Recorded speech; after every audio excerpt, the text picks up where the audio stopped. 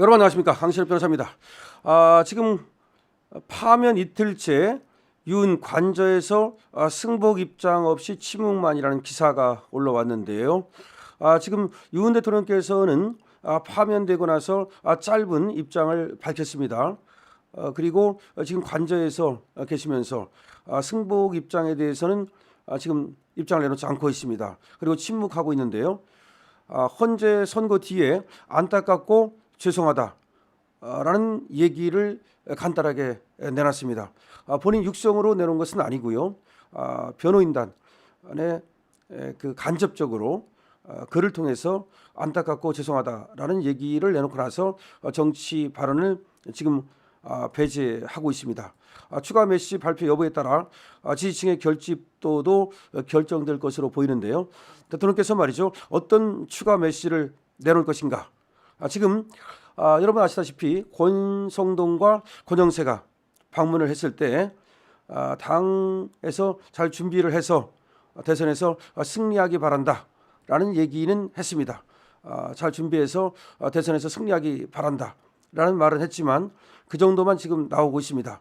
그리고 지금 지지층을 향한 윤 대통령의 지지층을 향한 얘기는 아직 안 하고 있는데요. 어떻게 보면 침묵을 지키고 있다라고 얘기할 수가 있는 것이죠. 대통령실도 파면 결정과 관련해서는 입장 표명이 없습니다. 그러니까 헌재의 결정에 대해서 입장 표명 없고요. 그리고 파면 결정에 대해서도 입장 표명 없습니다. 윤 대통령은 파면 선고 2시간 30분이 지나서 입장을 발표하고 여러분의 기대에 부응하지 못해 너무나 안타깝고 죄송하다라고 말했습니다. 여러분의 기대에 부응하지 못해서 너무나 안타깝고 죄송하다라고 얘기를 했는데요. 그리고 나서 권영세 국민의힘 비상대책위원장과 권성동 원내대표가 지금 윤 대통령을 관저로 방문을 해서 만났습니다. 비록 이렇게 떠나지만 나라가 잘 되기를 바란다. 당을 중심으로 대선 준비를 잘해서 꼭 승리하기를 바란다. 라고 얘기를 했는데요. 그때도 승복을 직접적으로 언급하지 않았습니다. 정치적으로 해석될 수 있는 발언도 하지 않았습니다. 지난 1월 구속수감 기간 안타깝게도 이 나라에는 법이 모두 무너졌다. 국민 여러분의 뜨거운 애국심에 감사드린다. 라고 하면서 지지층 결집에 나선 것과는 좀 다른 양상이죠. 그러니까 저번에 1월 달에 구속이 됐을 때에는 이 나라 법치주의가 무너졌다라고 얘기를 했죠. 그리고 국민 여러분의 뜨거운 애국심에 감사드린다. 그러면서 지지층 결집에 나섰던 것인데 지금은 발언을 자제하고 있습니다. 신율 명지대 교수는 말이죠, 윤 전 대통령이 지지층을 자극하는 발언을 하지 않았다면서 대통령직을 떠난다는 얘기를 썼다. 거의 승복이라고 봐도 무방하다라고 설명을 했고요. 하지만 여권 내부에서는 윤 전 대통령이 추가 메시지를 낼지 주목하고 있습니다. 여전히 장외에서 파면 결정에 불복하는 집회가 이어지는 상황에서 윤 전 대통령의 한마디에 상황이 급변할 수 있기 때문이죠. 예를 들어서 윤 대통령이 불복을 선언하게 되면 상황은 급변할 수가 있습니다. 그런데 윤 대통령이 그렇다고 해서 대놓고 또 그 불복을 얘기할지는 그건 조금 지켜봐야 되겠습니다. 윤 전 대통령이 이런 절제된 메시지를 두고 하석이 분분한 상황인데요. 내란죄 관련 형사재판 및 공천 개입 의혹 등 수사를 앞둔 상황에서 수사기관을 자극할 수 있다는 그런 우려 때문에 발언을 피한 것으로 보는 시각도 있습니다.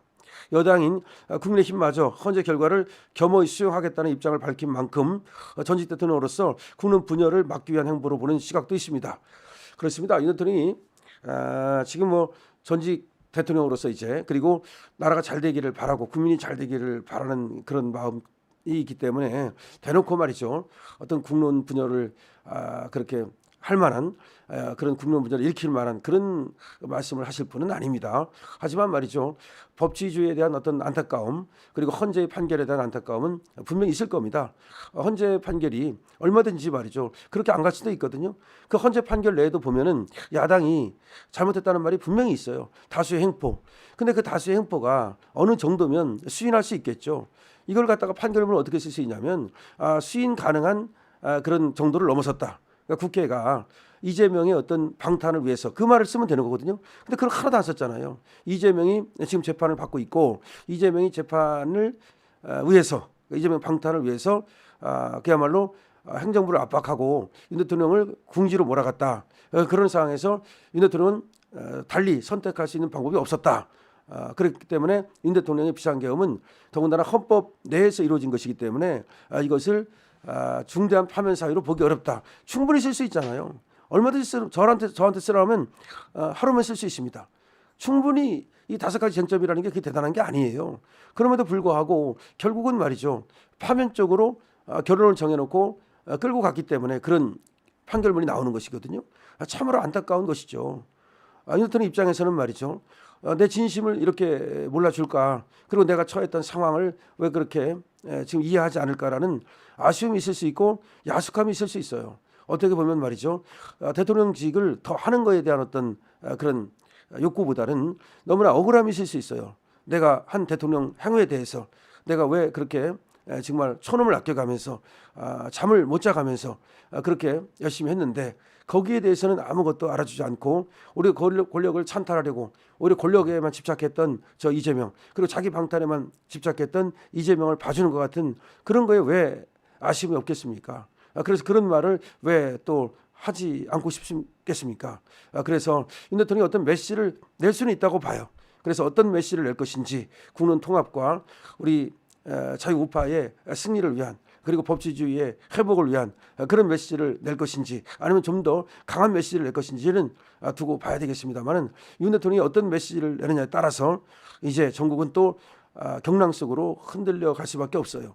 근데 저번에는 그런 얘기를 했죠. 이 지금 불법 수사라든지 불법 영장이라든지 아마 그것 때문에 그렇다고 생각하는데 끝까지 싸우겠다. 그때 체포되고 그럴 때에는 맞서 싸우겠다. 그리고 법치주의가 대한민국에서 무너졌다라는 얘기를 분명히 했습니다. 그런데 이 지금 헌법재판소의 재판도 말이죠. 사실상 형식적으로는 법치주의를 지키는 것 같지만 실질적으로는 법치주의가 상당히 무너진 모습을 보이고 있거든요. 헌법재판소의 존재 이유를 우리가 다시 한번 물을 수밖에 없는 그런 상황으로 가고 있습니다. 여기에 대해서 윤 대통령이 분명히 어떤 생각을 가지고 계실 겁니다. 그에 대해서 어떤 절제된 표현으로 하든 아니면 담화 형식으로 하든 아니면 뭐 글 형식으로 하든 아니면 적나라하게 말이죠. 그야말로 헌법재판소를 질타하고 그리고 지금 야당을 질타하는 그런 어떤 격정적인 그런 성명문을 내든 뭐 그건 어느 쪽이든 가능하다고 생각을 합니다. 그러나 어쨌든 우리는 윤 대통령이 어떤 입장문을 내느냐에 따라서 한번 기다려보고 또 그에 따라서 우리의 어떤 그 투쟁 방향을 정하는 것도 하나의 방법이라고 생각을 합니다. 우리는 말이죠. 일단은 이재명이 윤 대통령을 몰아내는 그 사악한 시도 이것을 끝까지 분쇄해야 됩니다. 결국은 말이죠. 자기 권력 찬탈을 위한 거 아닙니까? 그것이 국민을 위한 것입니까?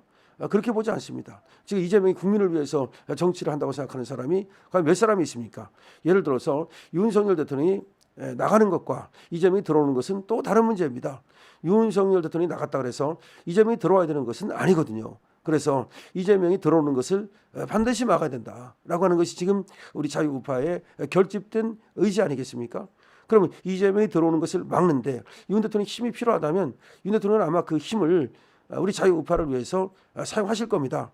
그렇다면 윤 대통령과 함께 이재명을 막아야 되겠죠. 자, 윤 대통령의 메시지 지금 어떻게 나올지 지금 기다려지고 있습니다. 그리고 윤 대통령의 메시지가 불러올 파장도 만만치 않을 것으로 생각이 됩니다. 여러분들 어떻게 생각하십니까? 많은 댓글을 달아주십시오. 강신업 TV입니다.